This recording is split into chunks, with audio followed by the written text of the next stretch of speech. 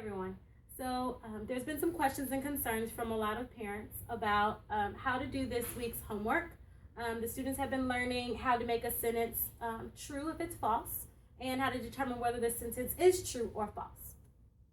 So right here we have a expression on one side of the equal sign, and it's 7 plus 1. So the kids know that 7 plus 1 is 8. So we're going to make this sentence true. I'm going to put an 8 here and a 0 here because 8 plus 0 is 8. So now both sides of my number sentence equal. They're the same. So then this is a true number sentence. For the false number sentences, students will be given a number sentence like this. 4 plus 2 equals 5 plus 3. So they know they need to add both sides first to determine whether they're true or false, equal or unequal. So 4 plus 2 we know is 6. 5 plus 3 we know is 8. So why is this sentence not true? It's not true because on this side of the equal sign we have a sum of 6. On this side of the equal sign we have a sum of 8. So next the students are to try to rewrite the number sentence to make it true. So one of the first steps that I always teach them is to make sure that we keep the left side the same. We just bring it down. 4 plus 2. We keep it the same and make sure we have our equal sign.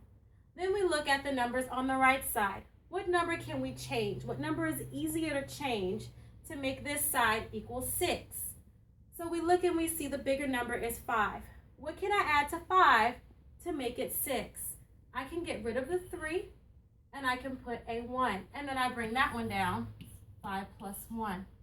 So now let's check and make sure that both of our sides are equal. So we know that 4 plus 2 is 6. We know that because we brought it on down. We didn't do anything different to that side. On this side, we know that 5 plus 1 equals 6. 6 and 6. Now, are they true? Are they equal? Yes. So I know that was a little difficult for even me to understand at first looking through these problems.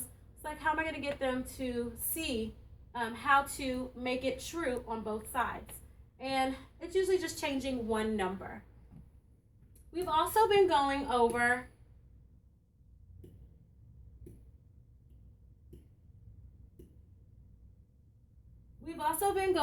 how to do inverses, how to change the number sentence so that it still equals the same. This one's a little difficult for the students as well because they let the equal sign trick them. So let's just put a problem, 5 plus 1 equals 6. We're teaching them to do the commutative property, meaning that they just switch the parts around. So 1 plus 5, it still equals 6. Then they can move the whole or the sum to the other side to still make the sentence true. Some students let that equal sign trick them, and they might put the 5 there instead of the 6. But they need to realize that the whole always stands alone. I call it the lonely whole or the lonely sum. It has no friends. It's always by itself. Just so that they realize that the whole is always by itself. No matter how we switch around the number sentence, the whole still stays the same. So let me show another example. Here's something that we've done in class. They have 3 hearts, so we would put a 3 here. They have 2 circles, we put a 2 here because those are our 2 parts.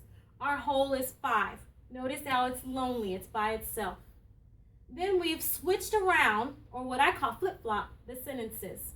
So then you can do 2, one of our parts is flipped, 3, the other part is flipped. We still have our 5 because no matter how we switch around the parts, it always has the same whole.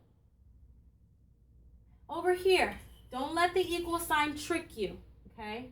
Make sure you still put your whole on the other side, the lonely side of the equal sign.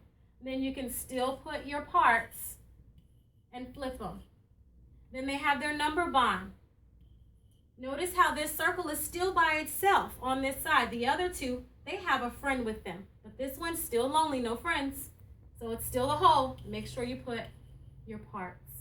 So that's a little bit of what we did this week. That seemed a little challenging for the students. I hope this helps you throughout the weekend and maybe tomorrow if you want to review with your student, just to make sure that when we do have our assessments, then they're good to go. If you have any questions, call me, text me, whenever you like. Thank you.